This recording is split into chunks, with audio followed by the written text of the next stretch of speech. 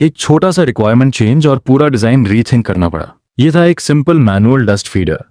इस सिस्टम में डस्ट को ऊपर से फीड किया जाता था, जो सीधे इंटरनल फीड स्क्रू में जाती थी।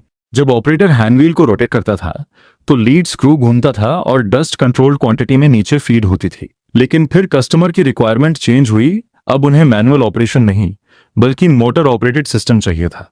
मतलब सिंपल था, हैंडव्हील को रिमूव करके मोटर इंस्टॉल करनी थी। लेकिन एक्चुअल चैलेंज यहां से शुरू हुआ। रिक्वायरमेंट ये थी कि एग्जिस्टिंग डस्ट फीडर की पोजीशन बिल्कुल सेम रहनी चाहिए, फीडर को शिफ्ट नहीं कर सकते थे। अब प्रॉब्लम यह थी कि एग्जिस्टिंग असेंबली एक शीट मेटल फिक्सचर पर माउंटेड थी, लेकिन उसी फिक्सचर पर मोटर के लिए प्रॉपर माउंटिंग स्पेस अवेलेबल नहीं था। अगर मोटर को किसी भी तरह माउंट कर देते तो फ्यूचर में shaft alignment issue, coupling problem और वाइब्रेशन जैसे इश्यूज आ सकते थे। तो चैलेंज था सेम कॉम्पैक्ट असेंबली में डस्ट फीडर भी अपनी ओरिजिनल पोजीशन पर रहे और मोटर भी प्रॉपर अलाइनमेंट के साथ माउंट हो जाए।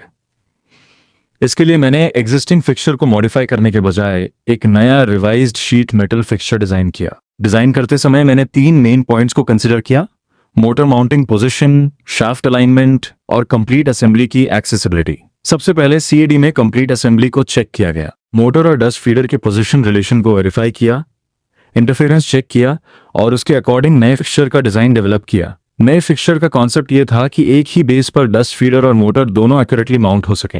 डिजाइन फाइनलाइज होने के बाद फैब्रिकेशन के लिए ड्राइंग प्रिपेयर की गई और एक्चुअल कंपोनेंट मैन्युफैक्चर किया गया। फाइनल असेंबली में डस्ट फीडर अपनी ओरिजिनल पोजीशन पर मेंटेन रहा और मोटर भी प्रॉपर अलाइनमेंट के साथ इंस्टॉल हो गई। अब जो सिस्टम पहले मैनुअली ऑपरेट होता था, वही सिस्टम अब मोटराइज्ड ऑपरेशन के लिए रेडी था।